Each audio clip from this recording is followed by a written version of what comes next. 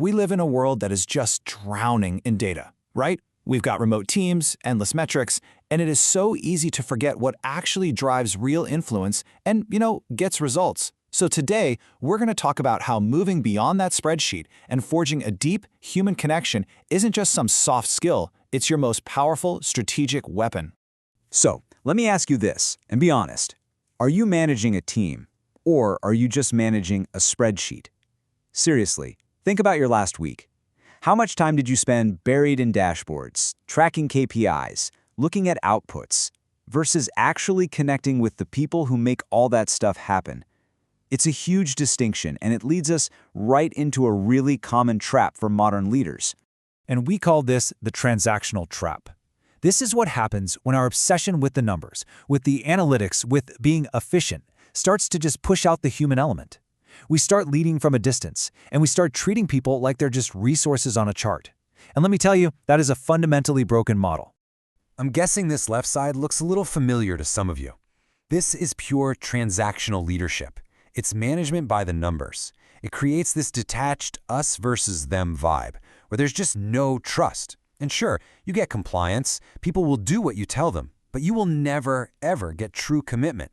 You get exactly what you ask for, and you leave all their best ideas, their passion, their full potential just sitting on the table. So, what's the alternative? Well, let's completely reframe this. The answer isn't about being nicer or, holding hands and singing Kumbaya. It's about wielding a hard-edged weapon. It's about finally understanding that empathy, that real human connection, is a critical strategic asset that gives you an absolutely unbeatable advantage. And here it is. Look at the contrast. On the right, you've got empathetic leadership. This isn't about spreadsheets. It's intuitive, it's embodied, it's built on a deep connection, which in turn fosters incredibly high trust. And when you have that trust, that's when you unlock the true potential of your team. I mean, people will go to the wall for a leader they know actually sees them and respects them as a human being. Okay, so how do we actually do this? This isn't just some vague feeling, right? It's a practical framework, and it's built on two core pillars that really form the foundation of genuine, empathetic influence. So it all boils down to these two big ideas. First up is embodied leadership. This means you are not some detached observer sitting in the corner office. No, you are in the work with them. And second, there's submissive learning. Now, this is the really powerful act of just setting aside your own worldview for a minute to genuinely understand someone else's. Let's see what that looks like in the real world. This quote from the legendary boxing coach Freddie Roach, this is the perfect picture of embodied leadership. His genius wasn't just about strategy, it was that he got in the ring. He held the mitts. He formed this incredible empathetic bond with his fighters. They knew he was in the struggle right there with them, and that is what turns fighters into champions. And then you've got submissive learning.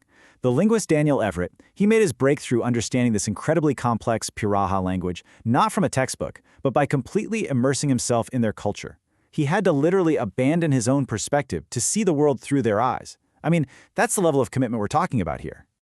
Okay, so that's the framework. It sounds great in theory, but how do you actually put this stuff into practice? Let's pivot from the what and the why to the how, with some clear, actionable things you can do to start building this connection like right now.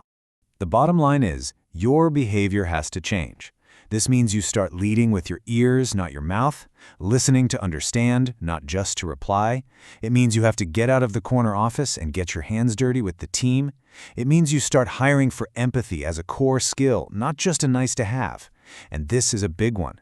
It means you stop talking about users and you start obsessing over the real people you're trying to serve. Look, theory is great, but action is what really matters. So to wrap this all up, I want to give you one simple, super low-risk experiment that you can run with your team starting this Monday morning to immediately see what the quality of connection on your team is really like. Here it is, your Monday morning action. For just 1 week, I want you to ban internal email and Slack for any conversation that isn't purely transactional. So if you need to discuss a complex problem, a new idea, or even just a personal check-in, it has to be a phone call. Or, even better, face-to-face. Don't try to fix anything, just observe. Just watch what happens.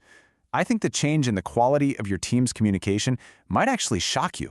And that leaves us with one final question for you to take away. As you head back to your teams, back to your spreadsheets, I want you to think about this. Who is the one person, on your team, or maybe a customer, that you need to truly connect with? What is the single most important human connection you need to forge this week?